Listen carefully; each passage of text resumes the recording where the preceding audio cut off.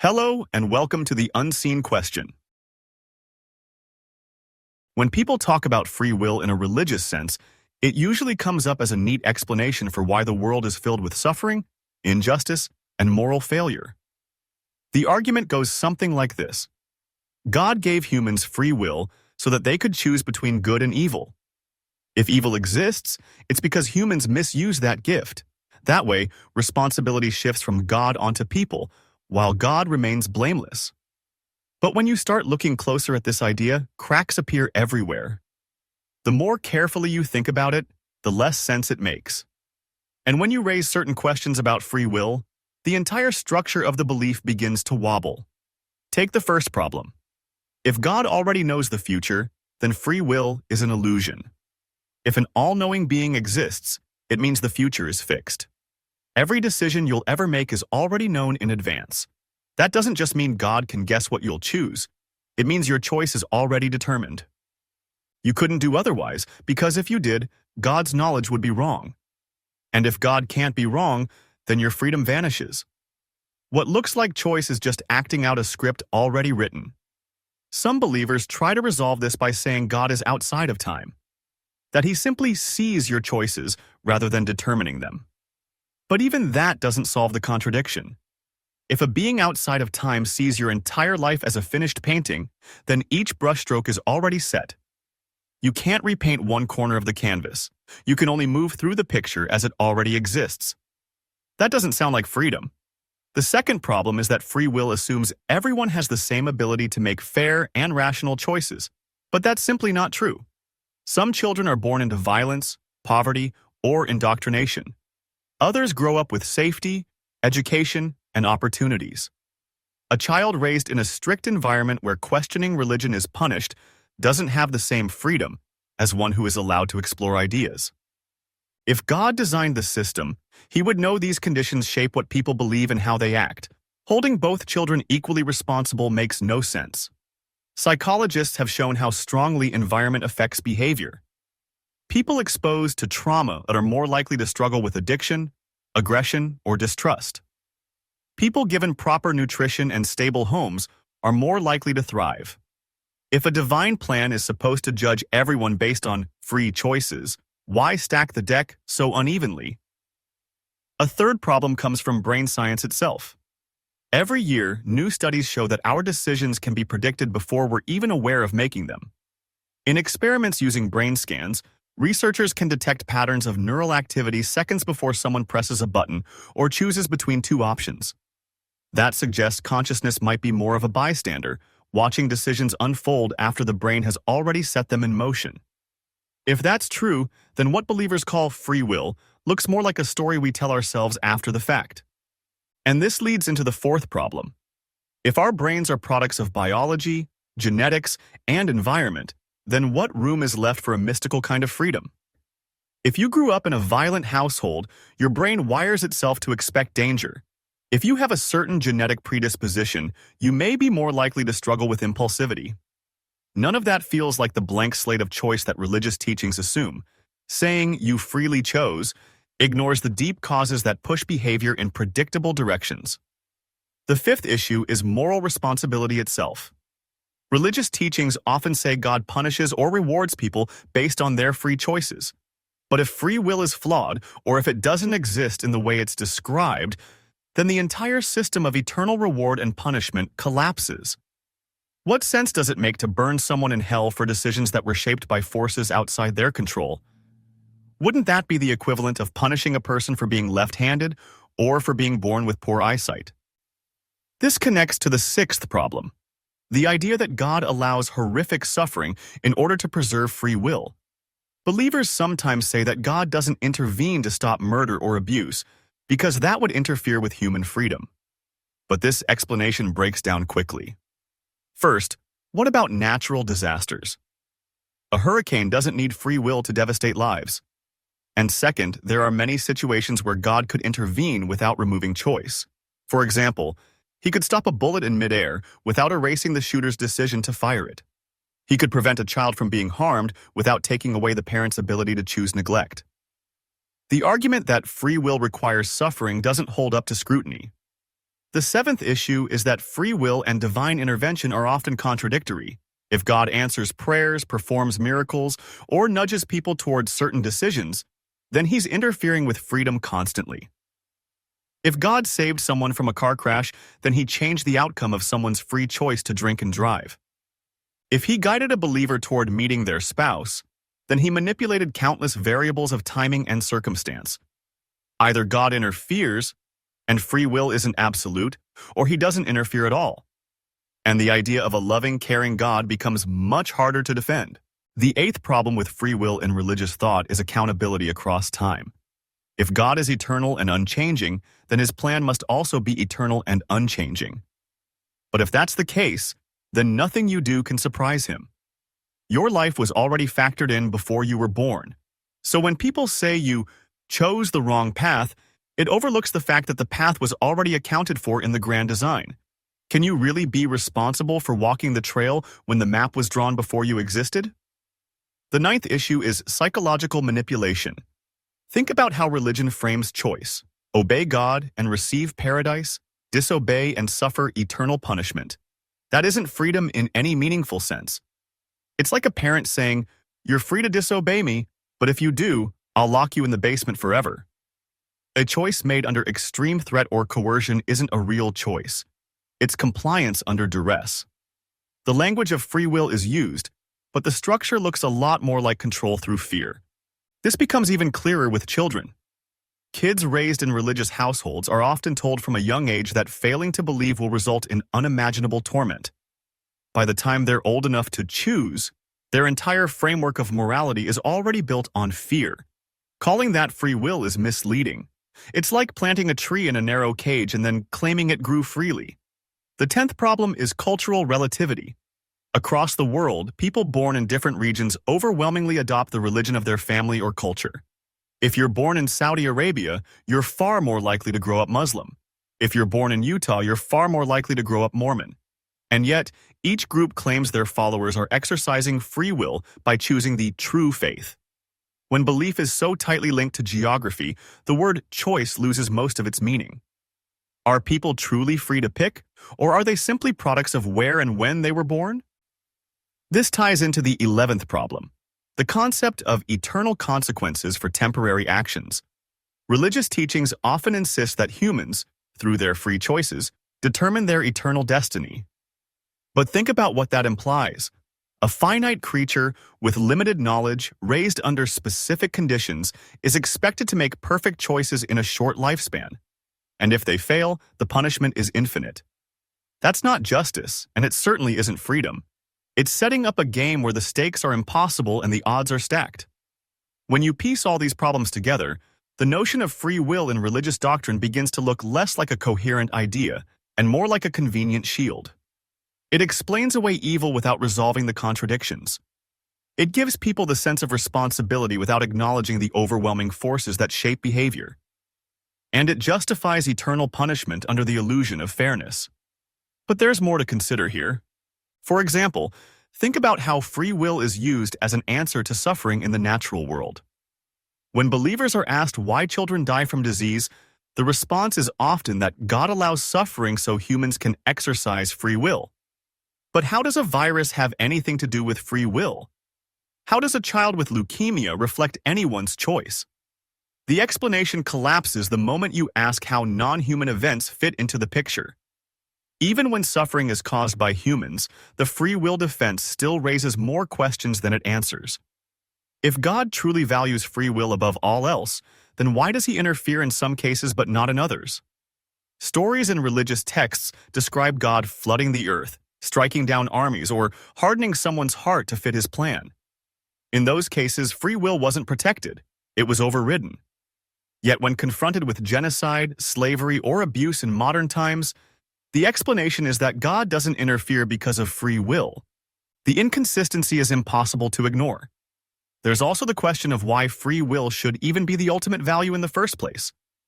If God wanted humans to be good, he could have designed them to desire good naturally. We already see hints of this in how evolution shaped humans to care for offspring, to cooperate, and to form communities. If morality is so important, why not make compassion as automatic as breathing?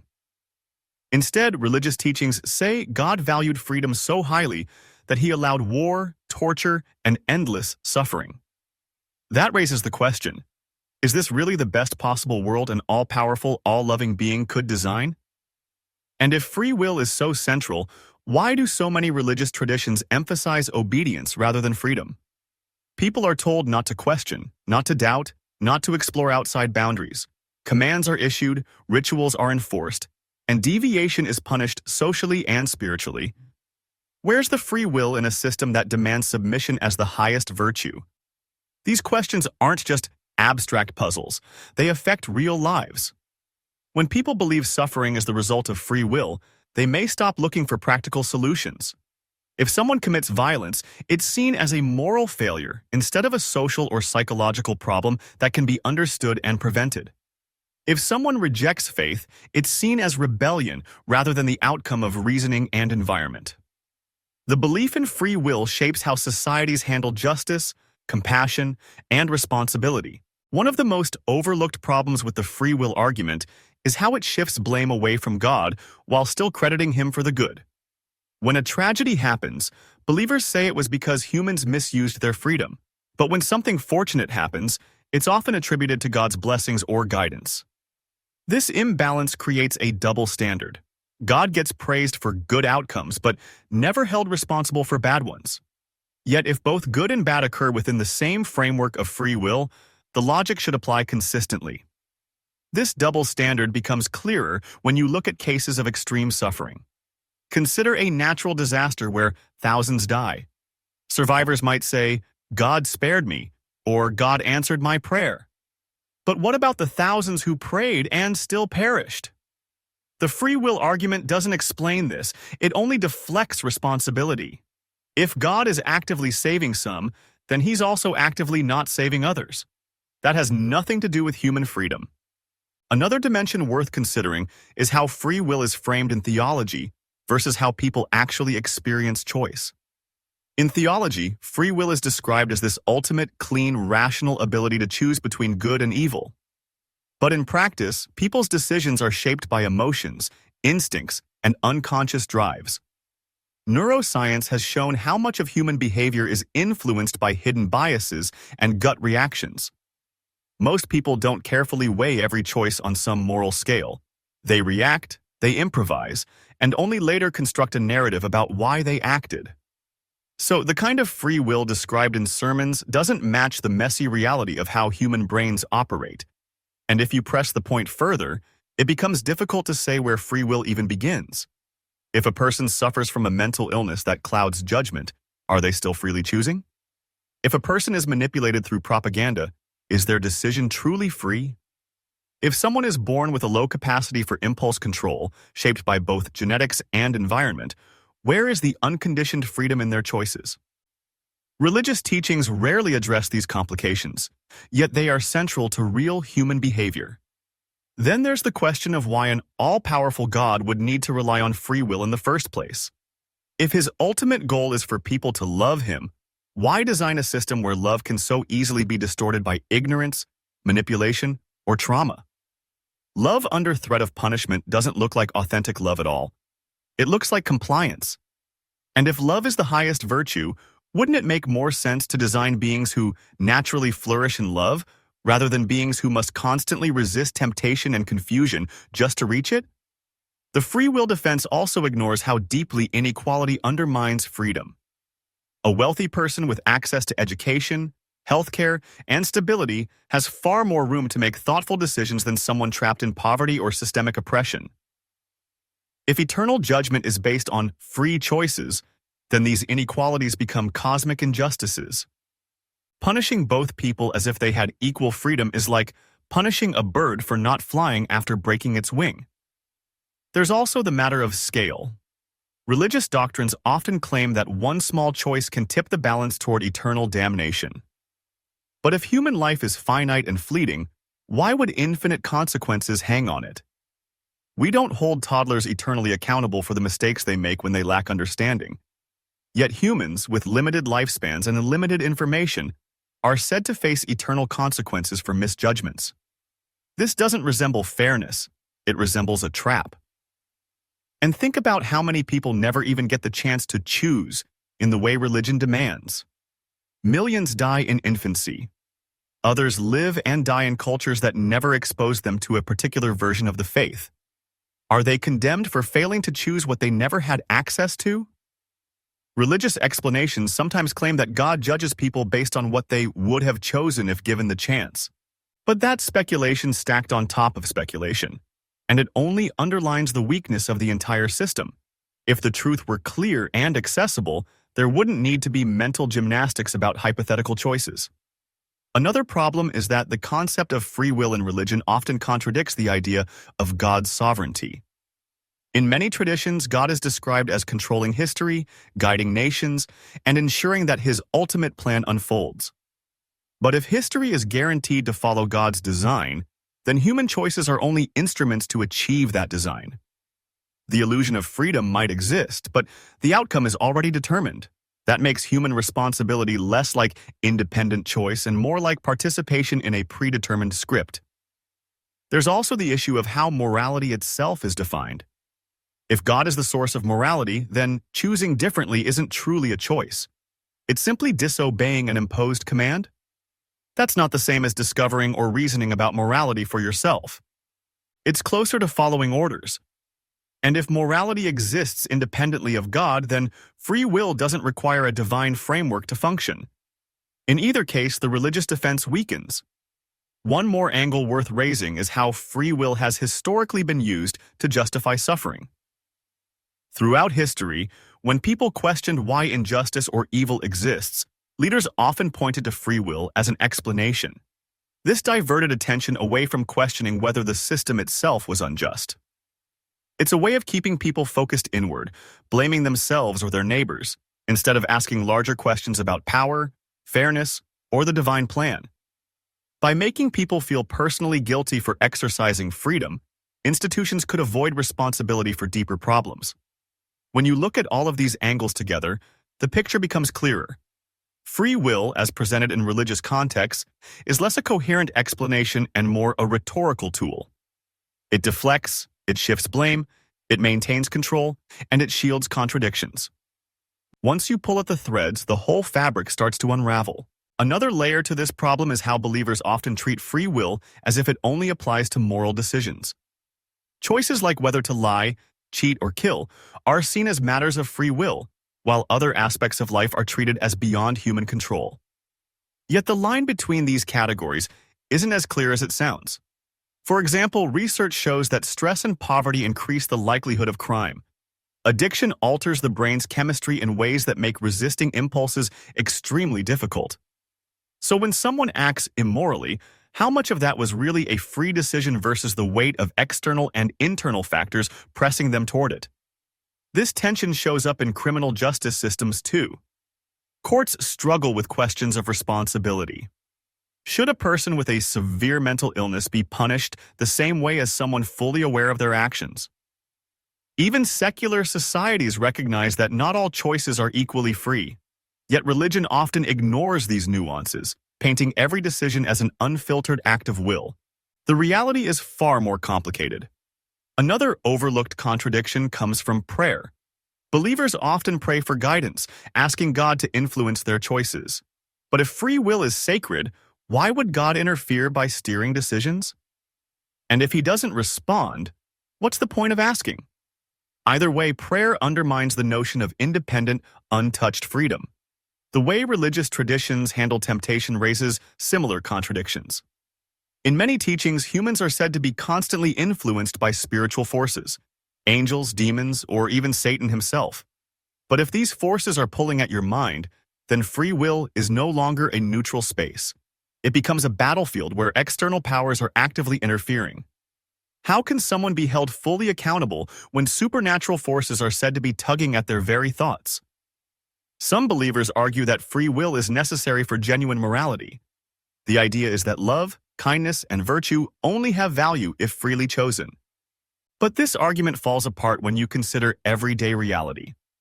Parents naturally love their children, and that love isn't diminished because it's instinctive. People often act compassionately because empathy comes automatically, not because they weighed every option on a moral scale. In fact, if morality only had value when it required resisting one's own nature, then the most virtuous people would be those constantly at war with themselves. That doesn't match what we actually admire in good character. There's also the question of divine punishment and reward. If God values free will so highly, then why does he use heaven and hell as leverage?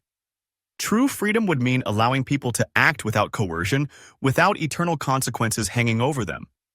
But when the stakes are infinite, the so-called freedom is little more than forced obedience. Theologians sometimes argue that God doesn't send people to hell. People choose it by rejecting him. But this again distorts the meaning of choice.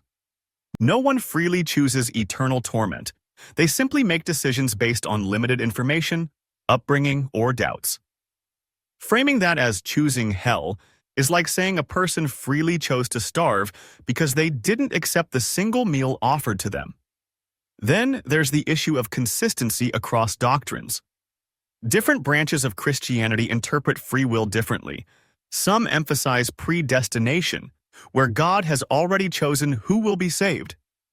Others stress human freedom, insisting salvation depends on accepting or rejecting God's offer. These two positions contradict each other, yet both claim scriptural support. If the concept were truly clear and coherent, there wouldn't be such deep divisions. The very fact that centuries of debate exist suggests the problem lies not in human misunderstanding, but in the incoherence of the idea itself. Another angle worth exploring is how free will interacts with modern science. Neuroscience, psychology, and sociology all show that behavior is heavily influenced by brain chemistry, hormones, culture, and social networks. Every decision you make is shaped by forces outside of conscious control. Religion, by contrast, insists on a clean, personal responsibility untouched by these influences. The gap between these views grows wider as science advances. Belief in a pristine kind of free will begins to look more and more outdated, a relic of times when people didn't understand how deeply biology and environment mold behavior. Even the way free will is taught to children raises questions. Kids are told they are accountable for their choices before they even understand what choice really means. A 6-year-old who lies to avoid punishment is often scolded as if they made a calculated moral failure. But in reality, the child is simply responding to fear and self-preservation instincts. Calling that a free choice and holding it against them doesn't reflect how human development actually works. Yet religion extends this reasoning to adulthood, treating every mistake as a reflection of willful rebellion rather than a mix of psychology, circumstance, and ignorance. Perhaps the most striking contradiction is that religion simultaneously claims humans are deeply flawed and incapable of perfect goodness, yet also insists they freely choose their moral destiny. If humans are inherently broken, as some doctrines say, then how can they be expected to make perfectly free decisions? If sin corrupts every aspect of life, then freedom is compromised from the start. The very theology undermines its own defense. One of the deepest cracks in the idea of free will comes from history itself. If free will is the ultimate explanation for evil, then you'd expect human history to be filled with clear moral responsibility. Yet so much of what we call evil is collective, not individual. Wars, genocides, slavery, and systemic oppression are rarely the result of one person's decision. They emerge from structures, cultures, and long chains of cause and effect.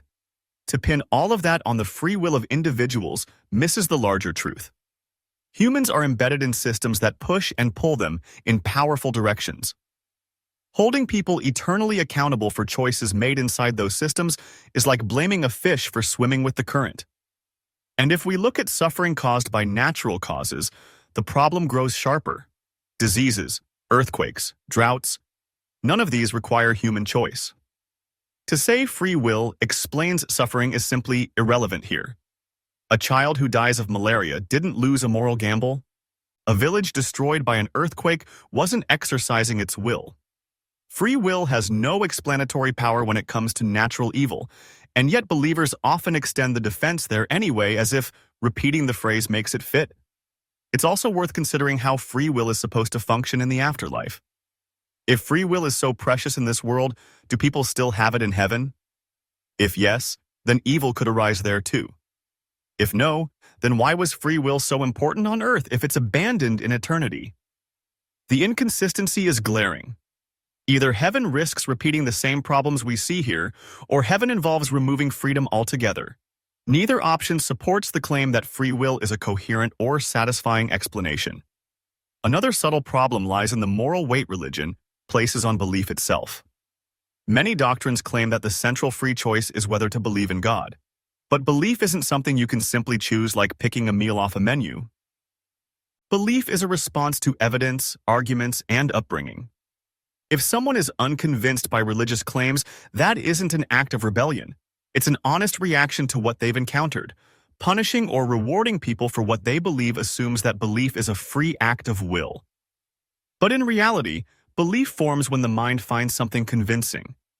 No one can truly force themselves to believe something they find false. Then there's the question of responsibility in light of divine creation.